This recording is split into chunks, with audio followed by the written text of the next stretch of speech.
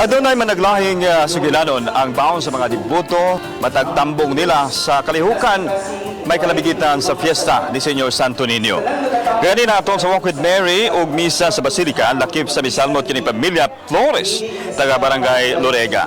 Ang ilang anak gibistihan aron susama tan-awon sa Santo Niño. Samtang gibuhatan samahan ug daw altar ang ilang motorsiklo aron mapahiluna ang ubay-ubay nilang mga imahen.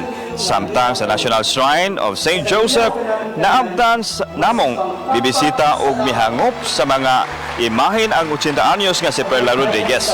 Naputlan man sa iyahang duha ka tiil gumikan sa sakit apan wa kini mamahimong babag kaniya sa pagpakita sa iyahang debosyon. Pasalamat ang iyahang gipadangat ngadto sa kahitasan. Diboto gid mo ya. Oh, diboto gyud. Oh, Santo Niño. Mga pangaliya pangayo ron. Ama Tagalog may paglawa to Tagalog grasya. Bisag daghan taon, bisag pungkol hotel. Oo. Oh, niyari gyud ko. Kasi mong nangaliya, nagsasalamat. Oh, nagpasalamat ka na sa paggrasya. Yan, ambit na mo.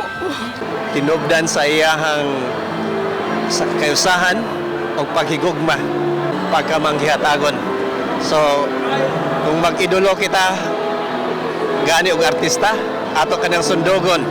So isip mga nag-idolo sa balaang bata, puyan usab nato kining maong mga hiyasa.